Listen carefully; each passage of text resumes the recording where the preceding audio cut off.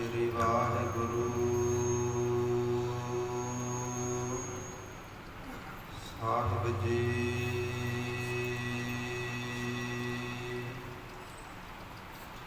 श्री नानक पाद पंकज बंदन पाद पंकज बंदन सिमरो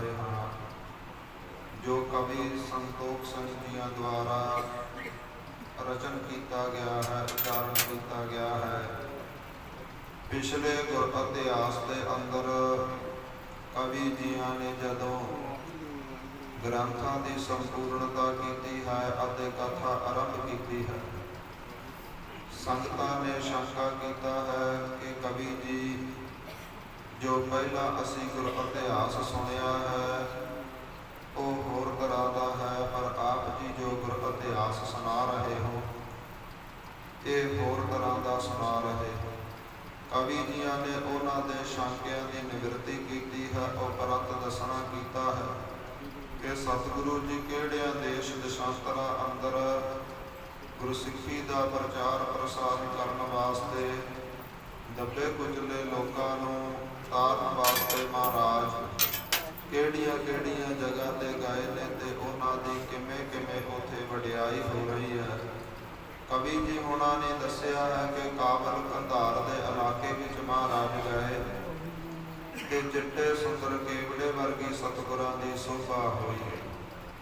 ਮਹਾਰਾਜ ਮੱਕੇ ਮਦੀਨੇ ਗਏ ਨੇ ਤੇ ਸਤਿਗੁਰਾਂ ਦੀ ਸੋਭਾ ਚੰਦਰਮੇ ਵਾਂਗ ਸੋਭਾ ਪਾ ਰਹੀ ਹੈ। ਸਤਿਗੁਰੂ ਜੀ ਚੀਨ ਅਤੇ ਮਚੀਨ ਦੇ ਇਲਾਕੇ ਵਿੱਚ ਗਏ ਨੇ, ਉੱਥੇ ਵੀ ਸਤਿਗੁਰਾਂ ਦੀ ਸੋਭਾ ਕਿਤੇ ਪਾਰੇ ਵਾਂਗ ਹੈ, ਕਿਤੇ ਸੰਖ ਵਾਂਗ ਹੈ। ਇਸ ਪ੍ਰਕਾਰ ਸਤਿਗੁਰਾਂ ਦੀ ਸੋਭਾ ਅੰਮ੍ਰਿਤਸਰ ਇਲਾਕੇ ਦੇ ਅੰਦਰ ਅੰਮ੍ਰਿਤ ਵਰਗੀ ਹੈ।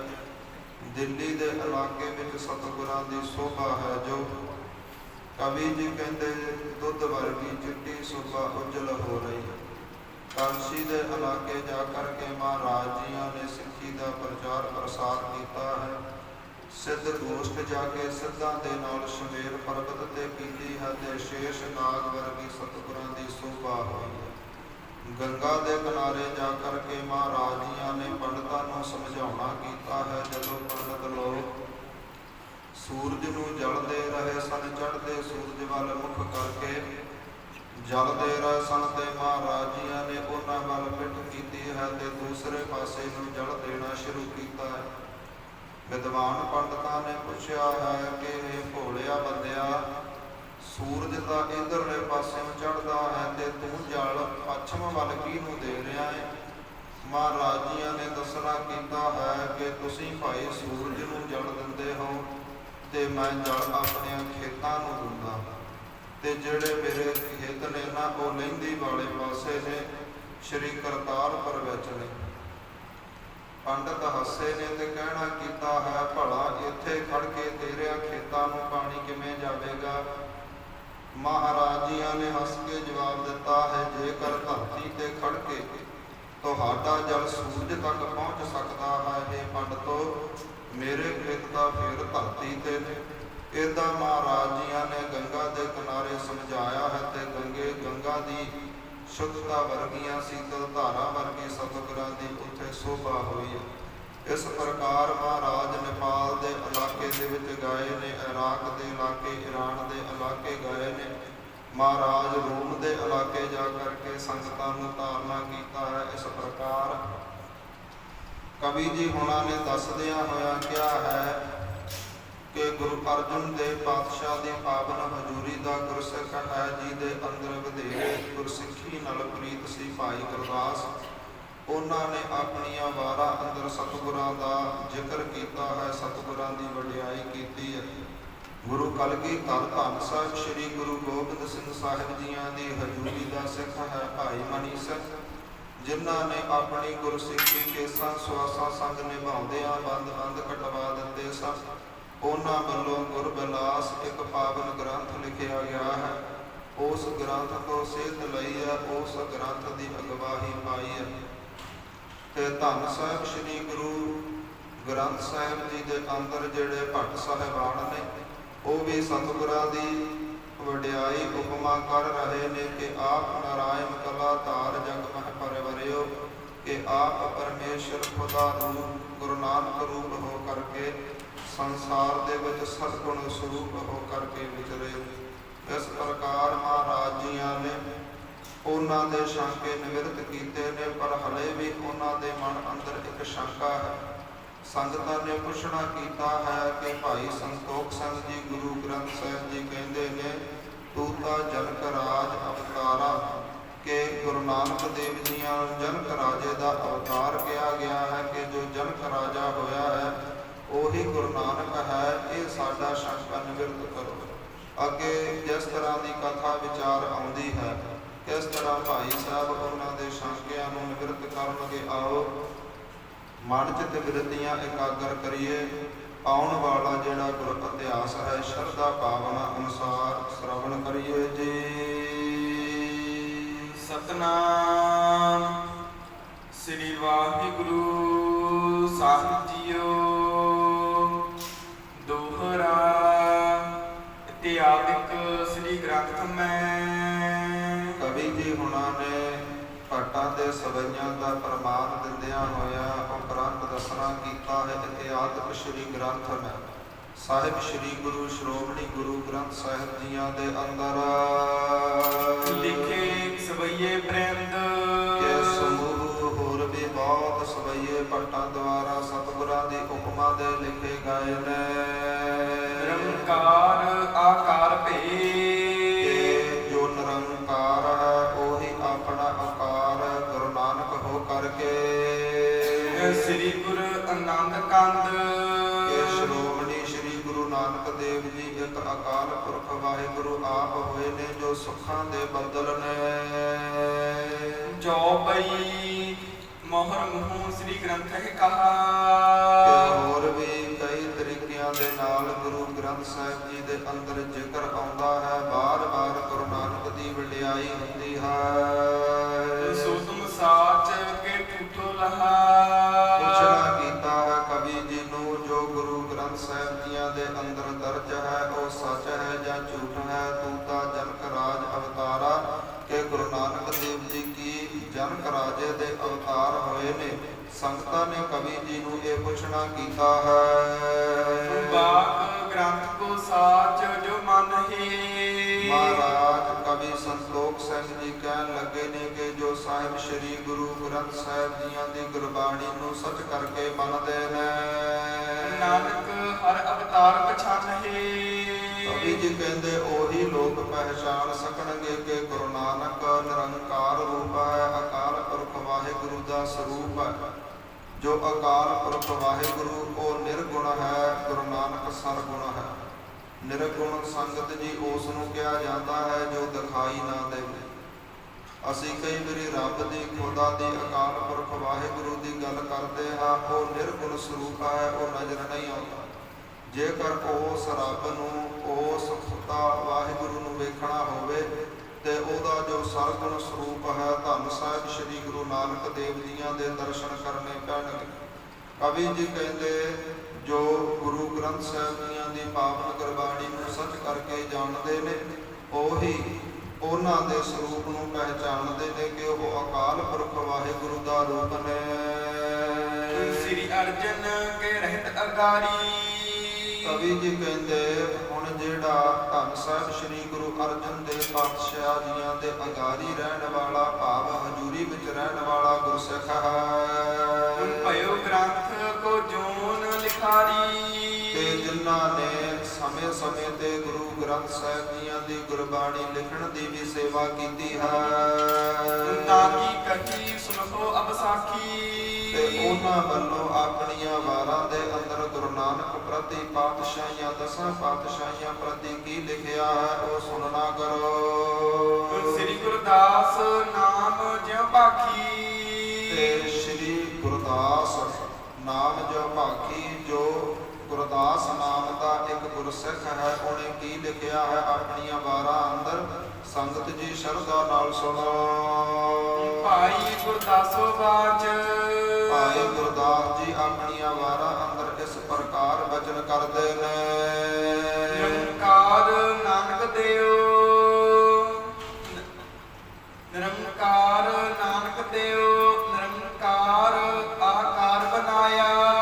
ਕਿ ਜੋ ਇੱਕ ਅਕਾਲ ਪੁਰਖ ਵਾਹਿਗੁਰੂ ਹੈ, ਉਸ ਨੇ ਹੀ ਆਪਣਾ ਆਕਾਰ ਮਨੁੱਖਾਂ ਦੇ ਹੀ ਬਣਾ ਕਰਕੇ ਗੁਰੂ ਨਾਨਕ ਦੇਵ ਜੀਆਂ ਦਾ ਰੂਪ ਧਾਰਨ ਕਰਕੇ ਸਰਗੁਣ ਸਰੂਪ ਵਿੱਚ ਸੰਸਾਰ ਤੇ ਆਉਣਾ ਕੀਤਾ ਹੈ। ਗੁਰ ਅੰਗਦ ਗੰਗੋ ਜਾਨ ਤਰੰਗ ਉਠਾਇਆ। ਕਵੀ ਜੀ ਕਹਿੰਦੇ ਭਾਈ ਗੁਰਦਾਸ ਜੀ ਦੱਸ ਰਹੇ ਨੇ ਕਿ ਗੁਰੂ ਨਾਨਕ ਦੇਵ ਜੀ ਮਹਾਰਾਜ ਸਮੁੰਦਰ ਦੇ ਨਿਆਈ ਨੇ। ਜਿਵੇਂ ਸਮੁੰਦਰ ਦੇ ਵਿੱਚ ਛੱਲਾਂ ਪੈਦਾ ਹੁੰਦੀਆਂ ਨੇ, ਉਹ ਹੁੰਦਾ ਤਾਂ ਪਾਣੀ ਹੈ, ਹੁੰਦਾ ਤਾਂ ਉਹ ਸਮੁੰਦਰ ਹੀ ਹੈ। ਭਾਵੇਂ ਉਸ ਨੂੰ ਜਲ ਕਹਿ ਲਈਏ, ਪਰ ਜਦੋਂ ਜਲ ਉੱਪਰ ਨੂੰ ਉੱਠਦਾ ਹੈ ਤੇ ਅਸੀਂ ਉਸ ਨੂੰ ਛੱਲਾਂ ਕਹਿ ਦਿੰਦੇ ਹਾਂ, ਉਸ ਨੂੰ ਅਸੀਂ ਤਰੰਗਾ ਕਹਿ ਦਿੰਦੇ ਹਾਂ। ਕਵੀ ਜੀ ਕਹਿੰਦੇ ਗੁਰੂ ਨਾਨਕ ਦੇਵ ਜੀ ਸਮੁੰਦਰ ਦੀ ਨਿਆਈ ਹੈ, ਤੇ ਸਮੁੰਦਰ ਦੇ ਵਿੱਚੋਂ ਜੋ ਛੱਲਾਂ ਉੱਠੀਆਂ ਨੇ ਉਹ ਗੁਰੂ ਅੰਗਦ ਦੇਵ ਜੀ ਵਰਗੀਆਂ ਨੇ।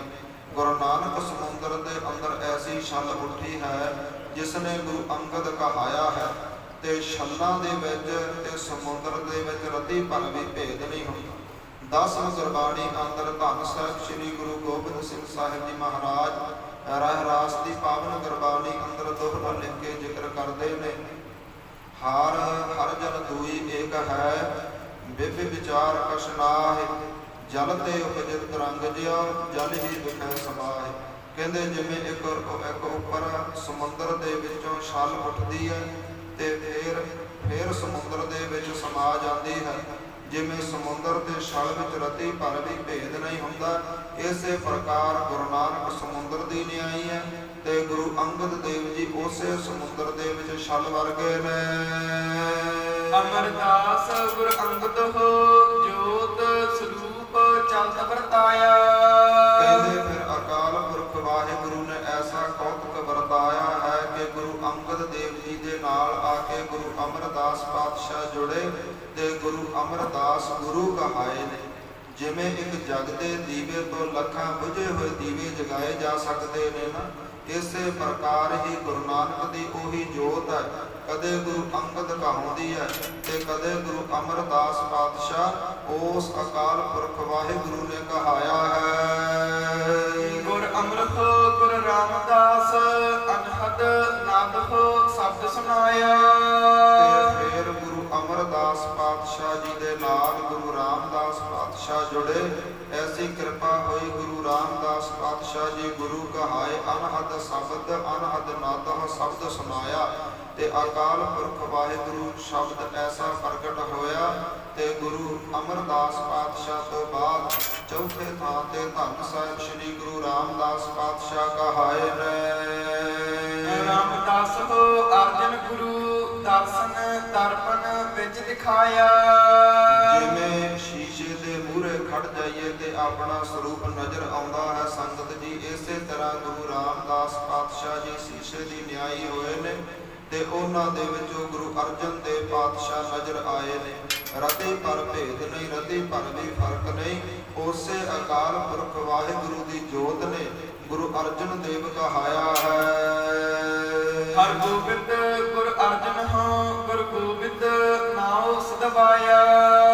ਕਵੀ ਜੀ ਕਹਿੰਦੇ ਫਿਰ ਉਸੇ ਹੀ ਸਰੂਪ ਦੇ ਅੰਦਰ ਭਾਈ ਗੁਰਦਾਸ ਜੀ ਦੱਸ ਰਹੇ ਨੇ ਕਿ ਗੁਰੂ ਅਰਜਨ ਦੇਵ ਪਾਤਸ਼ਾਹ ਜੀ ਦਾ ਅੱਗੇ ਪੁੱਤਰ ਹੋਇਆ ਹੈ ਧੰਨ ਸਾਹਿਬ ਸ੍ਰੀ ਗੁਰੂ ਹਰਗੋਬਿੰਦ ਮਹਾਰਾਜ। ਗੁਰੂ ਅਰਜਨ ਦੇਵ ਪਾਤਸ਼ਾਹ ਤੋਂ ਬਾਅਦ 6ਵੇਂ ਥਾਂ ਤੇ ਧੰਨ ਸਾਹਿਬ ਸ੍ਰੀ ਗੁਰੂ ਹਰਗੋਬਿੰਦ ਸਾਹਿਬ ਜੀ ਹੋਏ ਨੇ ਤੇ ਉਹਨਾਂ ਨੇ ਹੀ ਅੱਗੇ ਜਾ ਕੇ ਗੁਰੂ ਹਰਿ ਰਾਏ ਸਾਹਿਬ, ਗੁਰੂ ਹਰਕ੍ਰਿਸ਼ਨ, ਗੁਰੂ ਤੇਗ ਬਹਾਦਰ ਤੇ ਅੱਗੇ ਜਾ ਕੇ ਗੋਬਿੰਦ ਨਾਉ ਸਦਵਾਇਆ ਤੇ ਉਹੀ ਗੁਰੂ ਗੋਬਿੰਦ ਸਿੰਘ ਕਹਾਏ ਨੇ।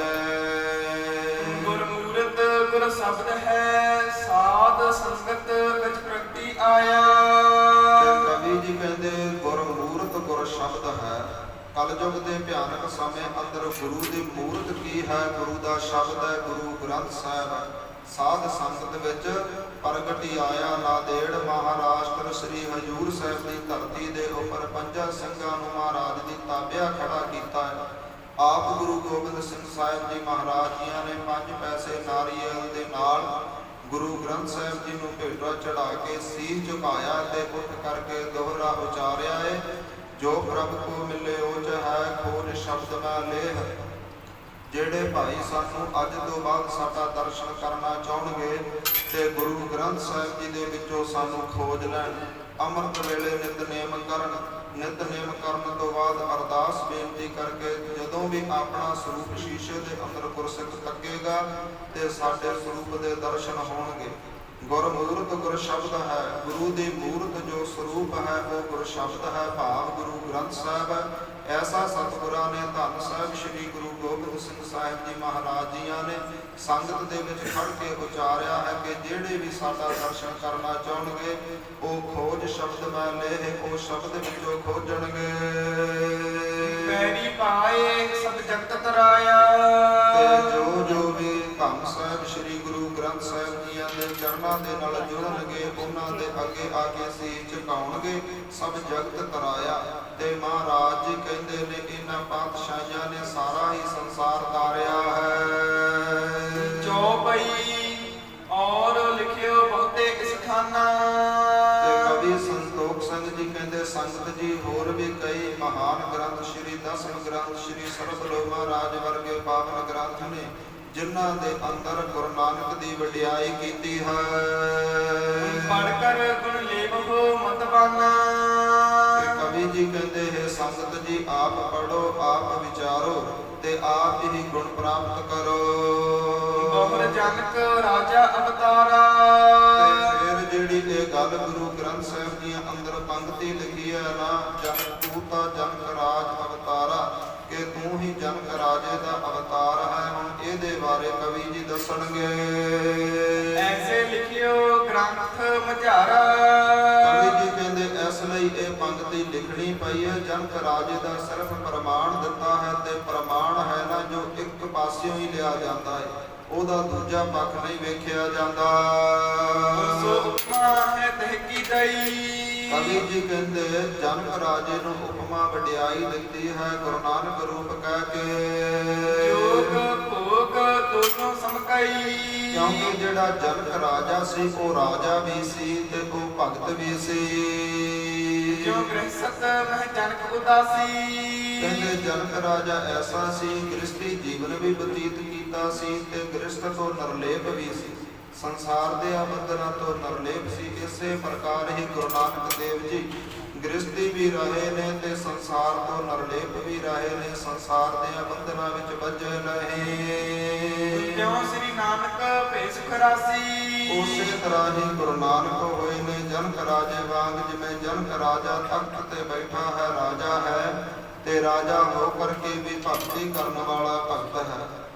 ਸਾਰੇ ਪਦਾਰਥ ਸੰਸਾਰ ਦੇ ਕੋਲ ਨੇ, ਗ੍ਰਸਤੀ ਹੈ ਤੇ ਤਾਂ ਵੀ ਪਦਾਰਥਾਂ ਤੋਂ ਨਿਰਲੇਪ ਹੈ, ਉਹਨਾਂ ਦਾ ਮੋਹ ਨਹੀਂ, ਵਿਕਾਰਾਂ ਦੇ ਵਿੱਚ ਵੱਜਿਆ ਨਹੀਂ। ਇਸੇ ਤਰ੍ਹਾਂ ਗੁਰੂ ਨਾਨਕ ਦਾ ਜੀਵਨ ਹੈ। ਸਿਰਫ ਜਨਕ ਰਾਜੇ ਦਾ ਪ੍ਰਮਾਣ ਦਿੱਤਾ ਹੈ, ਸਿਰਫ ਜਨਕ ਰਾਜੇ ਦੀ ਐਗਜ਼ਾਮਪਲ ਹੀ ਦਿੱਤੀ ਹੈ ਕਿ ਮਹਾਰਾਜ ਜਨਕ ਰਾਜੇ ਦਾ ਅਵਤਾਰ ਨੇ। ਜਨਕ ਰਾਜੇ ਨੂੰ ਵਡਿਆਈ ਦਿੰਦਿਆਂ ਸਤਿਗੁਰਾਂ ਦੀ ਗੱਲ ਕੀਤੀ ਹੈ ਕਿ ਇਸੇ ਹੋਰ ਦਾ ਤਿਉ ਸ੍ਰੀ ਨਾਨਕ ਭੇ ਸੁਖ ਰਾਸੀ, ਕਿ ਗੁਰੂ ਨਾਨਕ ਦੇਵ ਜੀ ਜੋ ਸੁੱਖਾਂ ਦੀ ਪੂੰਜੀ ਨੇ ਇਹਨਾਂ ਨੇ ਵੀ ਜਨਕ ਰਾਜੇ ਵਾਂਗ ਜੀਵਨ ਬਤੀਤ ਕੀਤਾ ਹੈ। ਕਿਸੇ ਹੇਤ ਤੇ ਦੂਸਰ ਚਰਨਾ। ਕਹਿੰਦੇ ਇਸੇ ਪ੍ਰਕਾਰ ਹੀ ਦੂਜੀ ਜਿਹੜੀ ਰਚਨਾ ਲਿਖੀ ਗਈ ਹੈ। ਖੋਲ ਅਰਥ ਨੀਕੀ ਵਿਦ ਵਰਨਾ। ਕਵੀ ਜੀ ਕਹਿੰਦੇ ਉਹਨਾਂ ਦੇ ਵੀ ਅਰਥ ਖੋਲ ਕੇ ਦੱਸਦੇ ਹਾਂ। ਰਹੇ ਜਗਤ ਜਲ ਪਦਮ ਵਿਚਾਰ। ਜਿਵੇਂ ਪੰਕਤੀ ਆਈ ਹੈ ਤੂੰ ਤਾਂ ਜਨਕ ਰਾਜਾ ਅਵਤਾਰਾ, ਜਗਤ ਜਲ ਪਦਮ ਵਿਚਾਰਾ। ਕਹਿੰਦੇ ਜਨਕ ਰਾਜਾ ਸੰਸਾਰ ਦੇ ਵਿੱਚੋਂ ਅਤੇ ਧੰਨ ਸਾਹਿਬ ਸ੍ਰੀ ਗੁਰੂ ਨਾਨਕ ਦੇਵ ਜੀ ਇਸ ਪ੍ਰਕਾਰ ਨਿਰਲੇਪ ਰਹੇ ਨੇ। ਕਹਿੰਦੇ ਜਿਵੇਂ ਜਲ ਚਿੱਕੜ ਦੇ ਅੰਦਰ ਕਮਲ ਦਾ ਫੁੱਲ ਨਿਰਲੇਪ ਰਹਿੰਦਾ ਹੈ, ਜਿੰਨਾ ਮਰਜ਼ੀ ਸਮੁੰਦਰ ਦਾ ਜਲ ਚਿੱਕੜ ਵੱਧ ਜਾਵੇ ਪਰ ਕਦੇ ਵੀ ਉਹਦੀਆਂ ਪੰਖੜੀਆਂ ਨੂੰ ਛੂਹ ਨਹੀਂ ਸਕਦਾ। ਜਿੰਨਾ ਪਾਣੀ ਦਾ ਵਹਾਅ ਉੱਪਰ ਨੂੰ ਵਧੇਗਾ ਉਨੀ ਡਾਣੀ ਕਮਲ ਦੇ ਫੁੱਲ ਦੀ ਉੱਪਰ ਨੂੰ ਖਿੜੇਗੀ, ਉੱਪਰ ਹੋ ਕੇ ਫੁੱਲ ਖਿੜੇਗਾ। ਕਦੇ ਵੀ ਸਮੁੰਦਰ ਦਾ ਜਲ ਉਸ ਨੂੰ ਛੂਹ ਨਹੀਂ ਸਕਦਾ। ਇਸੇ ਪ੍ਰਕਾਰ ਜਿਹੜਾ ਸੰਸਾਰ ਸਮੁੰਦਰ ਹੈ ਇਹ ਵਿਕਾਰਾਂ ਦੇ ਚਿੱਕੜ ਨਾਲ ਭਰਿਆ ਹੋਇਆ ਹੈ, ਪਰ ਗੁਰੂ ਨਾਨਕ ਦੇਵ ਜੀ ਮਹਾਰਾਜ ਕਮਲ ਦੇ ਫੁੱਲ ਦੀ ਨਿਆਈ ਨੇ ਇਹਨਾਂ ਵਿਕਾਰਾਂ ਦੇ ਭਰੇ ਹੋਏ ਚਿੱਕੜ ਸੰਸਾਰ ਵਿੱਚ ਰਹਿੰਦਿਆਂ ਵੀ ਚਿੱਕੜ ਤੋਂ ਨਿਰਲੇਪ ਰਹੇ ਨੇ, ਵਿਕਾਰ ਸਤਿਗੁਰਾਂ ਨੂੰ ਛੂਹ ਨਹੀਂ ਸਕੇ। ਜਾਂਦੇ ਕਰ ਲੀਜੈ ਨਿਰਧਾਰ। ਕਵੀ ਜੀ ਕਹਿੰਦੇ ਭਾਈ ਇਹ ਨਿਰਣੈ ਸਾਹਿਤ ਸੱਚ ਜਾਣ ਕੇ ਆਪਣੇ ਹਿਰਦੇ ਅੰਦਰ ਧਾਰਨ ਕਰੋ। ਦੋਹਰਾ ਅਤ ਉਦਾਰ ਇਹ ਨਿਰਕਤ ਹੈ। ਤੇ ਜਿਹੜਾ ਰਾਜਾ ਜਨਮ ਹੋਇਆ ਹੈ ਉਹ ਵੀ ਬੜੇ ਖੁੱਲੇ ਦਿਲ ਵਾਲਾ ਸਤਿਗੁਰਾਂ ਵਾਂਗ ਹੋਇਆ ਹੈ। ਪਾਇਓ ਇੰਦਰ ਅਵਤਾਰ। ਕਲਯੁੱਗ ਦਾ ਅਵਤਾਰ ਸੀ। ਐਸੇ ਉਤਮਾ ਉਰਲਖ ਕਹਿੰਦੇ ਇਸ ਲਈ ਉਹਦੀ ਵਡਿਆਈ ਸਤਿਗੁਰਾਂ ਦੀ ਬਾਤ ਕੀਤੀ ਹੈ। ਜਨ ਕਹੈ ਕੀ ਸੁਖਕਾਰ ਤੇ ਸੁੱਖਾਂ ਨੂੰ ਦੇਣ ਵਾਲੀਆਂ ਪੰਕਤੀਆਂ ਮਹਾਰਾਜ ਗੁਰੂ ਗ੍ਰੰਥ ਸਾਹਿਬ ਜੀ ਅੰਦਰ ਜਨਕ ਰਾਜੇ ਪ੍ਰਥਾਏ ਦਰਜਨ। ਸੁਣ ਸੁਣਤਾ ਹਰਖਤ ਭਏ ਤੇ ਜਿੰਨੇ ਵੀ ਸਰੋਤੇ ਕਵੀ ਜੀ ਦੀ ਕਥਾ ਸੁਣ ਰਹੇ ਸਨ ਸਾਰੇ ਹੀ ਸੁਣ ਕੇ ਬਹੁਤ ਪ੍ਰਸੰਨ ਹੋਏ ਨੇ। ਮਨ ਸੰਦੇਹ ਮਿਟਾਏ ਤੇ ਮਨ ਦੇ ਵਿੱਚੋਂ ਹੁਣ ਸਾਰੇ ਹੀ ਸ਼ੰਕੇ ਕਵੀ ਜੀ ਨੇ ਨਾਸ਼ ਕਰ ਦਿੱਤੇ ਨੇ।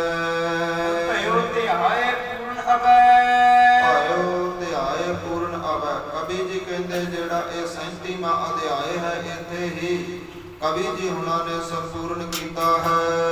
ਪੜਤ ਸੁਣਤ ਸੁਖਦਾਏ ਤੇ 37ਵਾਂ ਅਧਿਆਇ ਹੈ ਜਿਸ ਦੇ ਅੰਦਰ ਕਵੀ ਜੀ ਹੁਣਾਂ ਨੇ ਸ਼ੰਕੇ ਨਿਵਰਤ ਕੀਤੇ ਨੇ, ਨਿੰਦਕਾਂ ਦੀ ਗੱਲ ਕੀਤੀ ਹੈ ਤੇ ਸ਼ਰਧਾ ਭਾਵਨਾ ਵਾਲੇ ਗੁਰਸਿੱਖਾਂ ਦੀ ਗੱਲ ਕੀਤੀ ਹੈ। ਕਹਿੰਦੇ ਇਹਨੂੰ ਪੜ੍ਹ ਸੁਣ ਕੇ ਬਹੁਤੇ ਸੁਖ ਗੁਰਸਿੱਖ ਪ੍ਰਾਪਤ ਕਰਨਗੇ। ਸ੍ਰੀ ਬਾਲਾ ਸੰਦੁਰਵਾਚ ਹੁਣ ਅੱਗੇ ਭਾਈ ਬਾਲਾ ਜੀ ਜੋ ਸੰਧੂ ਗੋਤ ਨਾਲ ਸੰਬੰਧ ਰੱਖਦੇ ਨੇ ਕਥਾ ਆਰੰਭ ਕਰਦੇ ਨੇ। ਟੋਟਕ ਛੰਦ ਗੁਰੂ ਨਾਨਕ ਧਿਆਨ ਸਦਾ ਕਰੇ।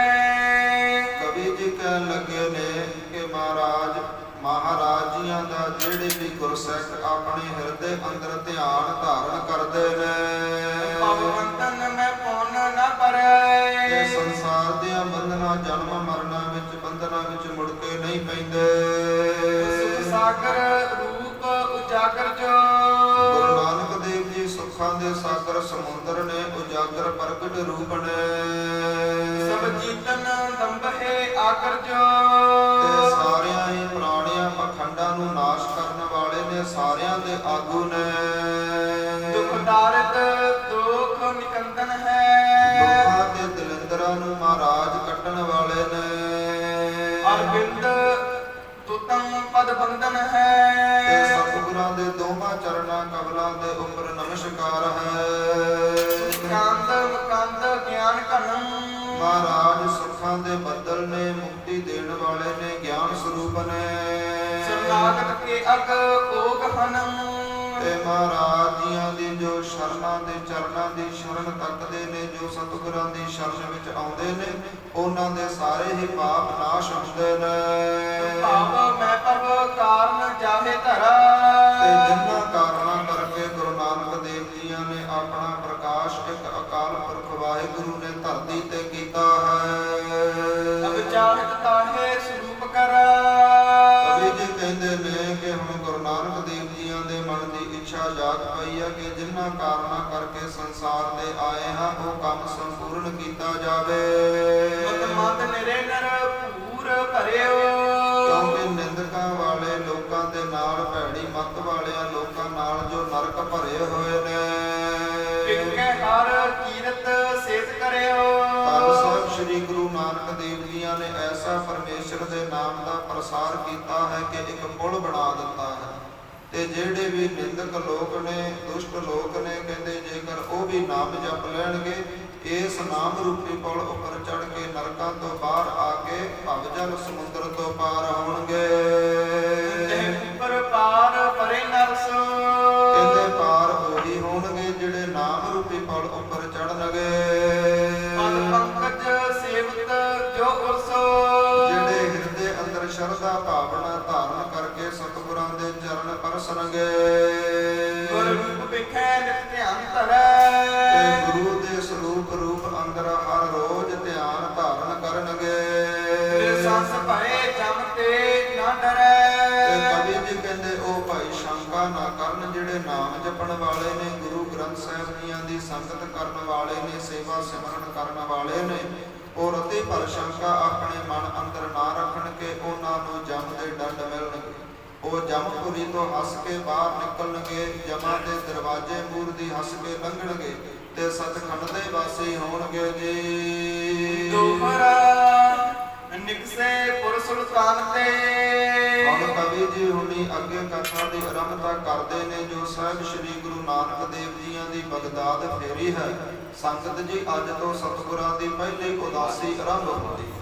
ਅੱਜ ਮਹਾਰਾਜ ਨਿਕਸੇਪੁਰ ਸੁਲਤਾਨ ਤੇ ਮਹਾਰਾਜ ਅੱਜ ਸੁਲਤਾਨਪੁਰ ਲੋਧੀ ਨੂੰ ਛੱਡ ਕੇ ਚੱਲੇ ਨੇ। ਮਰਦਾਨਾ ਸੰਗ ਲੀਨ ਤੇ ਭਾਈ ਮਰਦਾਨੇ ਨੂੰ ਆਪਣੇ ਨਾਲ ਲਿਆ ਹੈ। ਕਮਲਾਨਨ ਤੇ ਬਚਪਨੇ ਤੇ ਮਹਾਰਾਜ ਜੀ ਕਬਲ ਸ਼ਰੀਕੇ ਮੁਖ ਤੋਂ ਕਹਿਣ ਲੱਗੇ ਨੇ।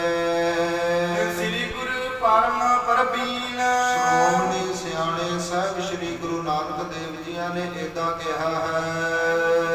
ਟੋਟਕ ਛੰਦ ਚਲ ਵਿੱਚ ਚਾਹਤ ਹੋ ਕਿਤਕੋ। ਮਹਾਰਾਜ ਕਹਿਣ ਲੱਗੇ ਨੇ ਭਾਈ ਮਰਦਾਨਾ ਜੀ ਕਿ ਸਾਡੇ ਨਾਲ ਜਾਣ ਦੀ ਤੁਹਾਡੀ ਦਿਲੋਂ ਇੱਛਾ ਹੈ, ਕੋਈ ਮਜਬੂਰੀ ਤਾਂ ਨਹੀਂ। ਅਬ ਦੇਹੋ ਬਤਾਏ ਚਲੇ ਤਿਤਕੋ। ਤੇ ਭਾਈ ਮਰਦਾਨਾ ਜੀ ਕਹਿਣ ਲੱਗੇ ਮਹਾਰਾਜ ਪਹਿਲਾਂ ਇਹ ਦੱਸਣਾ ਕਰੋ ਆਪਾਂ ਜਾਣਾ ਕਿਸ ਦਿਸ਼ਾ ਵੱਲ ਹੈ। ਦਾਸ ਉਦਾਹਰਨ ਕਾਜ ਚਲੇ।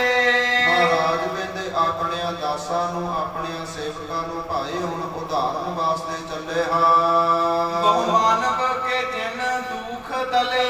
ਅਬੀ ਜੀ ਕਹਿੰਦੇ ਐਸੇ ਸਤਿਗੁਰੂ ਸੁਲਤਾਨਪੁਰ ਲੋਧੀ ਨੂੰ ਨਾਲ ਭਾਈ ਮਰਦਾਨੇ ਨੂੰ ਲੈ ਕੇ ਛੱਡ ਕੇ ਤੁਰ ਚੱਲੇ ਨੇ।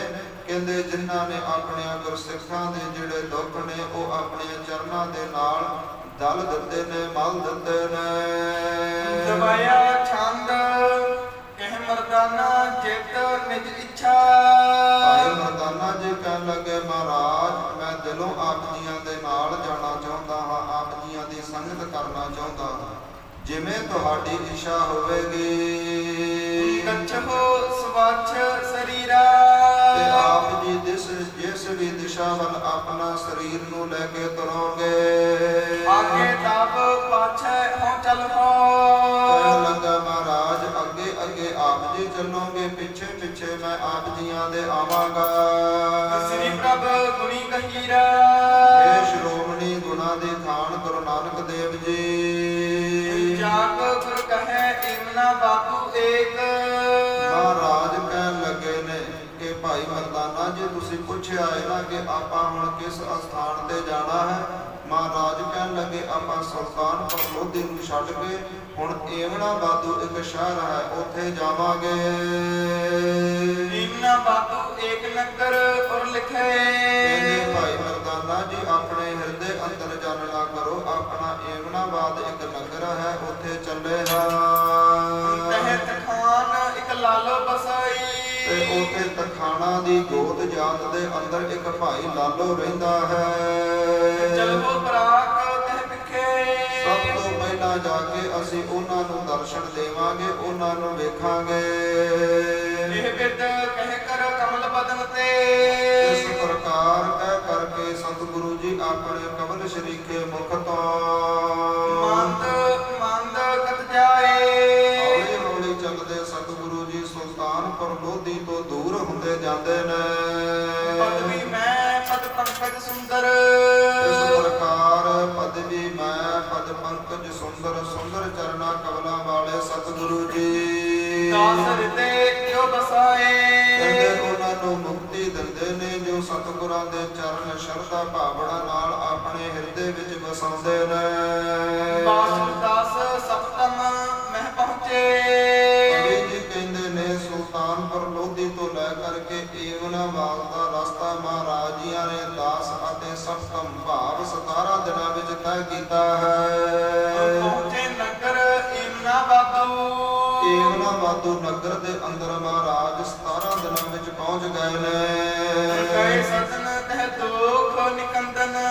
ਦੁੱਖਾਂ ਨੂੰ ਕੱਟਣ ਵਾਲੇ ਸਾਹਿਬ ਸ੍ਰੀ ਗੁਰੂ ਨਾਨਕ ਦੇਵ ਜੀ ਭਾਈ ਲਾਲੋ ਦੇ ਘਰ ਪਹੁੰਚੇ ਨੇ। ਸੇਵਕ ਦਾ ਅਹਿਲਾਦੂ। ਤੇ ਆਪਣੇ ਸੇਵਕ ਭਾਈ ਲਾਲੋ ਨੂੰ ਆਨੰਦ ਦੇਣ ਵਾਸਤੇ ਫੇਰ ਮੁਖਾਰ ਬਿੰਦ ਪਾਠਾਂਡੋ। ਕਮਲ ਸ਼ਰੀਖਾ ਮੁਖ ਜਦੋਂ ਭਾਈ ਲਾਲੋ ਨੇ ਤੱਕਿਆ ਹੈ ਕਿ ਕੋਈ ਸੰਤ ਸਰੂਪ ਮੇਰੇ ਦਰਵਾਜ਼ੇ ਤੇ ਆਇਆ ਹੈ, ਬਹੁਤਾ ਆਨੰਦ ਹੋਇਆ ਹੈ।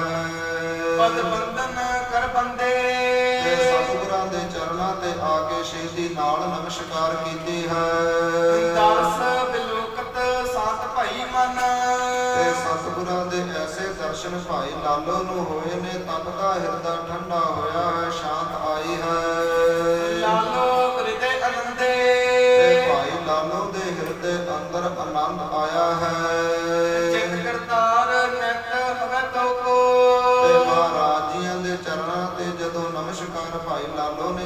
ਹੈ ਨਾ। ਸਤਿਗੁਰਾਂ ਨੇ ਅਸ਼ੀਰਵਾਦ ਦਿੰਦਿਆਂ ਕਿਹਾ ਹੈ ਕਿ ਭਾਈ ਲਾਲੋ, ਤੇਰੇ ਹਿਰਦੇ ਅੰਦਰੋਂ ਕਦੇ ਵੀ ਸਤ ਕਰਤਾਰ ਪਰਮੇਸ਼ਰ ਸੱਚਾ ਵਾਹਿਗੁਰੂ ਨਾ ਵਿਸਰੇ। ਬੈਸ ਕਿਰਤ ਕੋ ਤੇ ਕਰਾਏ। ਹੁਣ ਤੂੰ ਬੈਠ ਕਰਕੇ ਆਪਣੀ ਕਿਰਤ ਕਰ, ਜੋ ਕੰਮ ਸਾਡੇ ਆਉਣ ਤੋਂ ਪਹਿਲਾਂ ਕਰ ਰਿਹਾ ਸੀ। ਪੂਜਤ ਲਾਲੋ ਆਏ ਕਿਤ ਤੇ। ਭਾਈ ਲਾਲੋ ਜੀ ਪੁੱਛਣ ਲੱਗੇ ਨੇ ਕਿ ਇਹ ਸੰਤ ਸਰੂਪ ਆਪ ਜੀ ਕਿੱਥੋਂ ਆਏ ਹੋ, ਕੀ ਨਾਮ ਹੈ? ਕਰੁਣਾ ਸਦਨ ਤੇ ਉਚਰੇ। ਕਿਰਪਾ ਕਰਕੇ ਮੈਨੂੰ ਦੱਸਣਾ ਕਰੋ, ਮੈਂ ਆਪ ਜੀਆਂ ਨੂੰ ਜਾਣਦਾ ਨਹੀਂ। ਬੈਸ ਅਪੂਰਬ ਰੂਪ ਅਨੁਪਮ। ਜਿਹੜਾ ਆਪ ਜੀਆਂ ਦਾ ਸਰੂਪ ਹੈ ਇਹ ਪਹਿਲਾਂ ਕਦੇ ਨਹੀਂ ਵੇਖਿਆ ਮਹਾਰਾਜ। ਆਪ ਜੀਆਂ ਦਾ ਸੁੰਦਰ ਰੂਪ ਉਪਮਾ ਤੋਂ ਰਹਿਤ ਹੈ। ਮధుਰ ਮੁਖਰ ਗਦਦੈਨਾ। ਤੇ ਆਪ ਜੀਆਂ ਦੀ ਜੋ ਬੋਲੀ ਹੈ ਅੰਮ੍ਰਿਤ ਵਰਗੀ, ਸ਼ਹਿਦ ਵਰਗੀ, ਬੜੀ ਮਿੱਠੀ ਹੈ। ਜੀਤ ਨਿਰੰਤਰ ਪ੍ਰੀਤਵਤੀ ਮੁਝ। ਆਪ ਜੀਆਂ ਦੇ ਦਰਸ਼ਨ ਕਰਕੇ ਮੇਰੇ ਹਿਰਦੇ ਅੰਦਰ ਬਹੁਤੀ ਪ੍ਰੀਤ ਦਾ ਵਾਧਾ ਹੋਇਆ ਹੈ, ਸ਼ਰਧਾ ਭਾਵਨਾ ਵਧੀ ਹੈ। ਫੇਰਤ ਹੋਵਤ ਚੈਨਾ। ਤੇ ਆਪ ਜੀਆਂ ਦਾ ਪਾਵਨ ਮੁਖ ਜਦੋਂ ਦਾ ਤੱਕਿਆ ਹੈ, ਮੇਰੇ ਹਿਰਦੇ ਨੂੰ ਚੈਨ ਆਈ ਹੈ। ਕਹਿ ਨਾਨਕ ਪਰਦੇਸੀ ਹਮ ਹੈ। ਮਹਾਰਾਜ ਭਾਈ ਲਾਲੋ ਦੇ ਬਚਨ ਸੁਣ ਕੇ ਕਹਿਣ ਲੱਗੇ ਨੇ, ਇਹ ਭਾਈ ਲਾਲੋ ਅਸੀਂ ਤਾਂ ਪਰਦੇਸੀ ਹਾਂ। ਨਹੀਂ ਨਕੇਤਨ ਨੇੜੇ। ਸਾਡਾ ਘਰ ਵੀ ਤੇਰੇ ਨਗਰ ਦੇ ਨੇੜ ਤੇੜੇ ਵੀ ਨਹੀਂ, ਅਸੀਂ ਬਹੁਤੇ ਦੂਰੋਂ ਆਏ ਹਾਂ। ਲਖੋ ਬੇਸ ਦਰਵੇਸ ਹਮਾਰੋ। ਤੇ ਲਖੋ ਜਾਣ ਲਵੋ ਸਾਡਾ ਜਿਹੜਾ ਵੇਸ ਹੈ ਨਾ, ਜੋ ਸਾਡਾ ਪਹਿਰਾਵਾ ਇਹ ਦਰਵੇਸ਼ਾਂ ਵਾਲਾ ਹੈ। ਦੇਸ ਵਿਦੇਸਨ ਹੇਰੈ। ਤੇ ਅਸੀਂ ਦੇਸ਼ਾਂ ਵਿਦੇਸ਼ਾਂ ਦੀ ਯਾਤਰਾ ਤੇ ਨਿਕਲੇ ਹਾਂ। ਛਪਾਏ ਦਰਸ਼ਨ ਪਰਸਤ ਮਿਟਕ ਕਲਖ। ਕਵੀ ਜੀ ਕਹਿੰਦੇ ਐਸੇ ਸਤਿਗੁਰੂ ਗੁਰੂ ਨਾਨਕ ਦੇਵ ਜੀਆਂ ਦੇ ਦਰਸ਼ਨ ਨੇ, ਦਰਸ਼ਨ ਕਰਕੇ ਹੀ ਪਾਪ ਮਿਟਦੇ ਨੇ। ਸੁਭ ਬਦਨ ਵਿਰਾਜੇ। ਤੇ ਸਤਿਗੁਰਾਂ ਦੇ ਸਰੀਰ ਦੇ ਉੱਪਰ ਸੋਹਣਾ ਮੁਖ ਸੋਭ ਰਿਹਾ ਹੈ। ਜਨਮ ਮਰਨ ਭਵ ਮਦ ਨਸ਼ਟ ਕਰ। ਤੇ ਜਿਹੜੇ ਜਨਮਾਂ ਮਰਨਾਂ ਦੇ ਬੰਧਨਾਂ ਵਿੱਚ ਫਸੇ ਹੋਏ ਲੋਕ ਸਨ, ਸਤਿਗੁਰਾਂ ਦੇ ਦਰਸ਼ਨ ਕਰਕੇ ਉਹਨਾਂ ਦੇ ਬੰਧਨ ਟੁੱਟ ਰਹੇ ਨੇ। ਨਾਮ ਤਨ ਛਾਜੇ।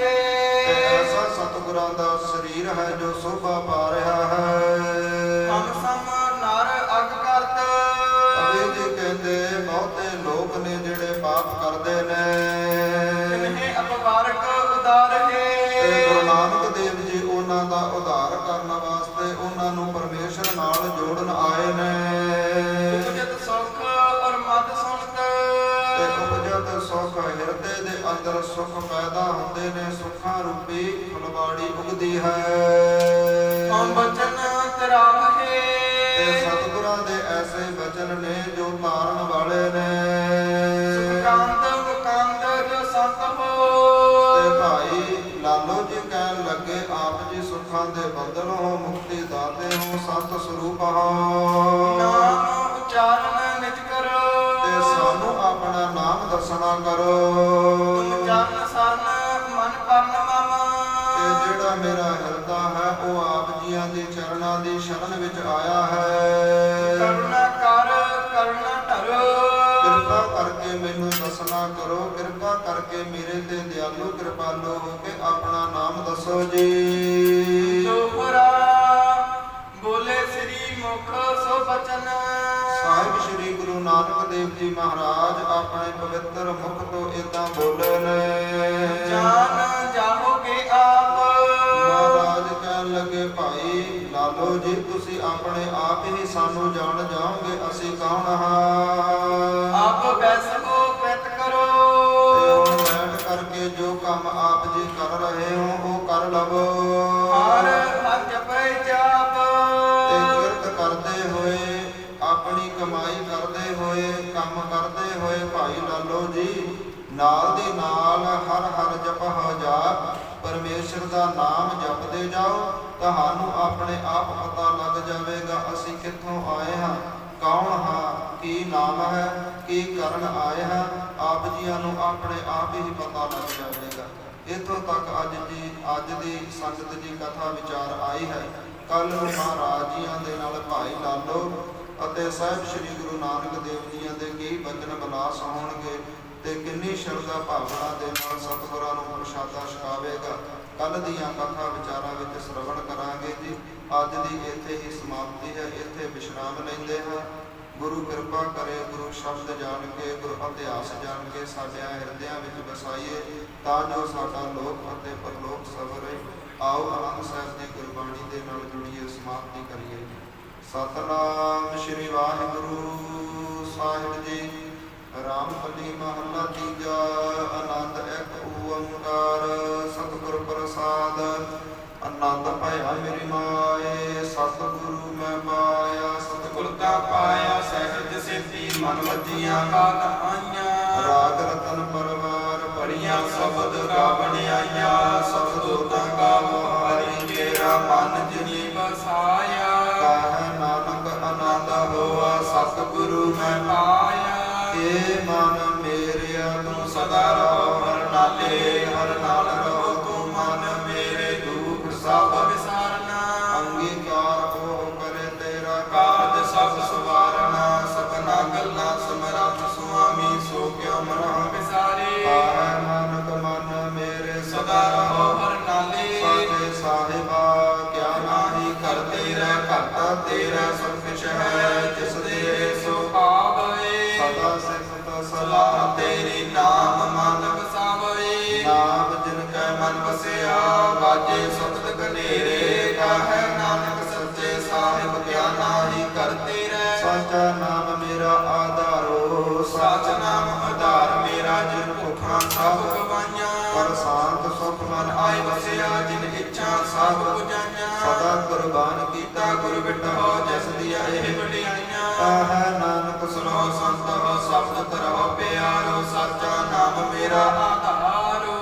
ਵਾਜੇ ਪੰਜ ਸ਼ਬਦ ਤਤ ਘਰ ਸੁਭਾਗੈ, ਘਰ ਸੁਭਾਗੈ ਸ਼ਬਦ ਵਾਜੇ ਕਲਾ ਜਿਤ ਕਰ ਧਾਰਿਆ। ਪੰਜ ਦੂਤ ਤੁਧ ਵਸ ਕੀਤੇ ਕਾਲ ਕੰਟਕ ਮਾਰਿਆ। ਤੁਧ ਕਰਮ ਪਾਇਆ ਤੁਧ ਜਿਨ ਪਾਸੇ ਨਾਮ ਹਰ ਕੈ ਲਾਗੇ। ਕਾਹੈ ਨਾਨਕ ਤਹ ਸੁਖ ਹੋਆ ਤਿਤ ਘਰ ਅਨਹਦ ਵਾਜੇ। ਆਨੰਦ ਸਮਹ ਵਡ ਭਾਗੀ ਹੋ, ਸਗਲ ਮਨੋਰਥ ਪੂਰੇ। ਪਾਰ ਬ੍ਰਹਮ ਪ੍ਰਭ ਪਾਇਆ ਉਤਰੇ ਸਗਲ ਵਿਸੂਰੇ। ਰੂਪ ਰੋਗ ਸੰਤਾਪ ਉਤਰੇ ਸੁਣੀ ਸੱਚੀ ਬਾਣੀ। ਸੰਤ ਸਾਜਨ ਭਏ ਸਰਸੇ ਪੂਰੇ ਗੁਰ ਤੇ ਜਾਣੀ। ਸੁਣਤੇ ਪੁਨੀਤ ਕਹਿਤੇ ਪਵਿੱਤ ਸਤਿਗੁਰ ਰਹਿਆ ਭਰਪੂਰੇ। ਬਿਨ ਮੰਤ ਨਾਨਕ ਗੁਰ ਚਰਨ ਲਾਗੇ ਵਾਜੇ ਅਨਹਦ ਪੂਰੇ। ਸਲੋਕ ਪਵਨ ਗੁਰੂ ਪਾਣੀ ਪਿਤਾ ਮਾਤਾ ਧਰਤ ਮਹਤ ਦਿਵਸ ਰਾਤ ਦੋਇ ਦਾਈ ਜਾਇਆ। ਖੇਲੇ ਸਗਲ ਜਗਤ ਚੰਗਿਆਈਆ ਬੁਰਿਆਈਆ ਵਾਜੇ ਧਰਮ ਦੂਰ। ਕਰਮੀ ਆਪੋ ਆਪਣੀ ਕੇ ਨੇੜੇ ਕੇ ਦੂਰ। ਜਿਨੀ ਨਾਮ ਧਿਆਇਆ ਗਏ ਮਸਕਤ ਕਾਲ। ਨਾਨਕ ਤੇ ਮੁਖ ਉਜਲੇ ਕੀਤੀ ਛੁਟੀ ਨਾਲ। ਜਿਨੀ ਨਾਮ ਧਿਆਇਆ ਗਏ ਮਸਕਤ ਕਾਲ। ਨਾਨਕ ਤੇ ਮੁਖ ਉਜਲੇ ਕੀਤੀ ਛੁਟੀ ਨਾਲ।